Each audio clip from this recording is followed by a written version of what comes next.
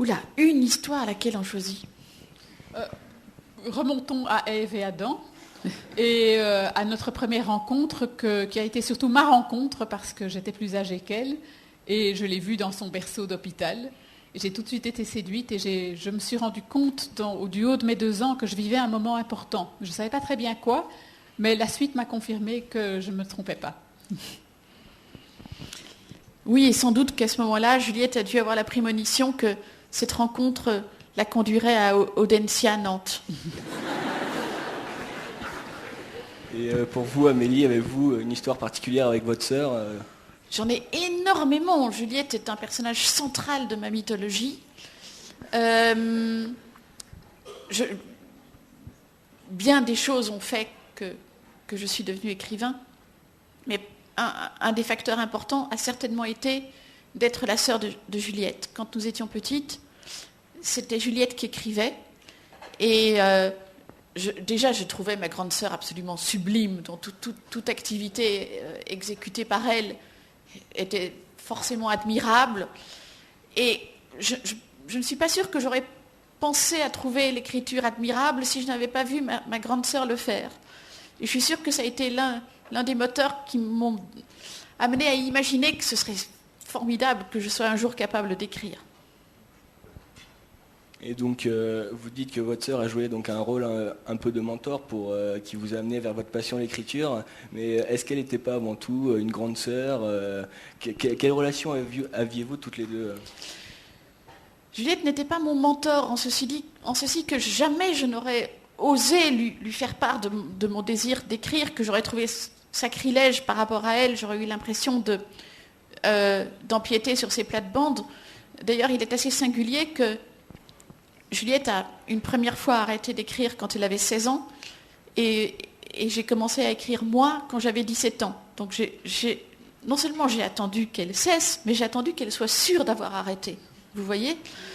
Et à ce moment-là, tout à coup, Juliette avait 19 ans. Je me suis dit, bon, ça fait 3 ans qu'elle n'écrit plus. Peut-être que j'ai le droit de commencer. Mais ça n'a jamais été concerté. Ce n'était pas des choses dont nous parlions. De toute façon, le désir d'écrire me paraissait à la fois totalement sacré et pour ce motif totalement ridicule. Parce que qu'est-ce que moi, misérable vermisseau, je serais allée faire dans ce territoire sacré? Si les gens avaient su que j'osais penser à des choses pareilles, on se serait moqué de moi. Et vous aviez donc cette relation très forte avec votre sœur. Et estimez-vous que c'est votre enfance particulière qui était faite de beaucoup de voyages, donc de visites de pays différents, et en fait de cet éloignement, en fait le fait de ne pas avoir de racines véritables, qui a fait que vous ayez un lien si fort aujourd'hui? Oh, qu'il y ait un lien si fort entre Juliette et moi tient certainement en grande partie à cette vie, mais en même temps, parfois j'imagine tout à fait autre chose. Parfois j'imagine qu'on serait nés en Belgique toutes les deux, qu'on aurait grandi côte à côte comme n'importe quelle fille belge. Et parfois je me dis, mais est-ce que ça aurait forcément été si différent que ça? Est-ce que ce n'était pas plus fort que des contingences? Est-ce que ce lien n'aurait pas surgi n'importe où? Bien sûr, c'est la question à $10 000, nous n'aurons jamais la réponse. Évidemment, dans le cas de notre biographie, c'est clair que le fait non seulement d'avoir été continuellement déracinés, environ tous les 3 ans, nous quittions tout ce que nous avions, nous devions tout recommencer ailleurs. Le fait d'avoir vécu ça de façon commune, en sachant très bien que les amis de l'école, on allait les perdre, mais que sa sœur, on n'allait pas la perdre, ça a forcément créé une communauté de destin.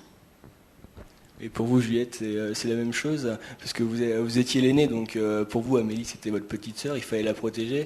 Et est-elle encore aujourd'hui cette petite sœur que vous devez protéger? Mais bon, déjà petite, c'est vrai qu'en tant que grande sœur, j'avais un certain instinct de protection.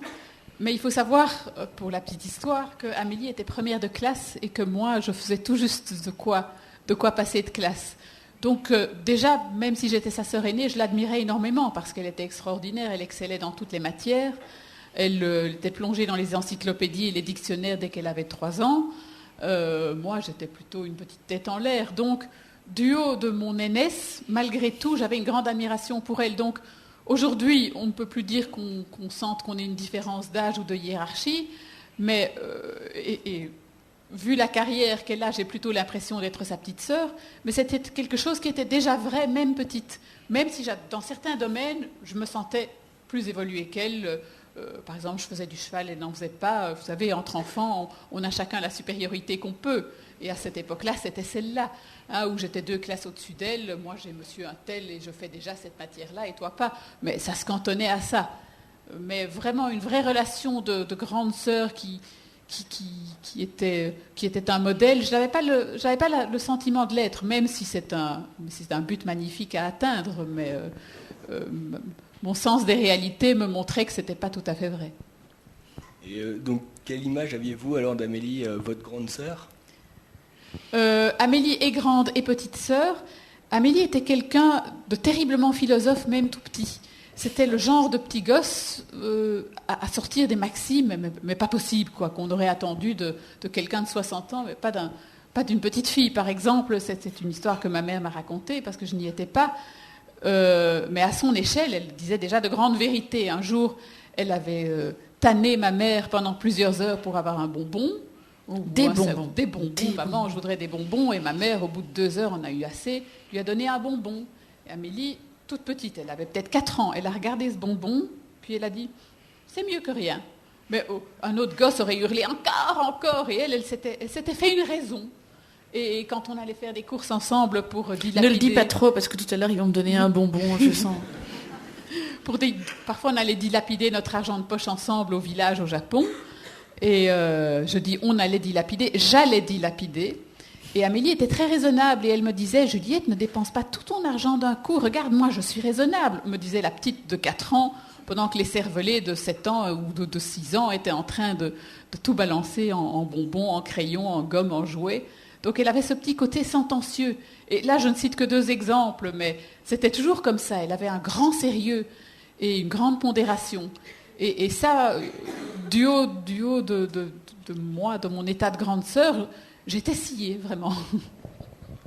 Et donc, Amélie nous expliquait qu'à 16 ans, vous avez arrêté d'écrire.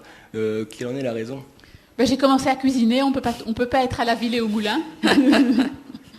Et avez-vous senti qu'Amélie avait cette passion pour l'écriture ? Oui, depuis toujours. Et puis, c'est vrai qu'elle écrivait toujours très bien et qu'elle était première en classe en rédaction, en texte. Donc, ça ne m'a pas beaucoup étonnée qu'elle progresse. Mais c'est vrai qu'il y a eu une espèce de déclic fulgurant. Quand elle a commencé à me faire lire ses productions, là, vraiment, j'étais stupéfaite parce que je savais que c'était quelqu'un de brillant, mais je ne me doutais pas à quel point. Et à quel point on pouvait, dès qu'elle avait 17 ans, créer des choses tellement ahurissantes. Vraiment, j'étais ahurie de ce que cette petite pouvait créer d'absolument extraordinaire. Et vous, Amélie, aviez-vous le sentiment d'écrire quelque chose d'extraordinaire ? Oh non, pas du tout, mais ma grande sœur est extrêmement gentille, donc il faut relativiser tout ce qu'elle dit. Non, mais Juliette, c'était le seul regard que je pouvais supporter à cette époque-là sur ce que je faisais. De 17 à 24 ans, je n'ai pas supporté d'autres lectrices que Juliette. Elle a vraiment été la seule personne qui a vu ce que j'ai écrit alors. Et encore aujourd'hui, vous savez que j'ai de très très nombreux inédits, puisque j'ai bien plus de romans inédits que de romans publiés. Et Juliette et moi, nous avons vécu ensemble jusqu'en 1997. Et jusqu'en 1997, Juliette avait lu tous mes inédits. Elle est bien la seule personne. Après, on a chacune vécu de notre côté. Donc c'était moins facile de tout lui montrer. Mais c'est certainement la seule personne à qui je serais prête à tout montrer. Et donc, est-ce ça qui vous a incité justement à publier ou parce que vous dites que votre sœur a lu tous vos livres et si par exemple elle n'avait pas apprécié un de vos livres, est-ce que ça vous aurait bloqué et vous auriez arrêté d'écrire ? Je ne sais pas, parce que Juliette a une attitude très réservée dans la lecture. Tu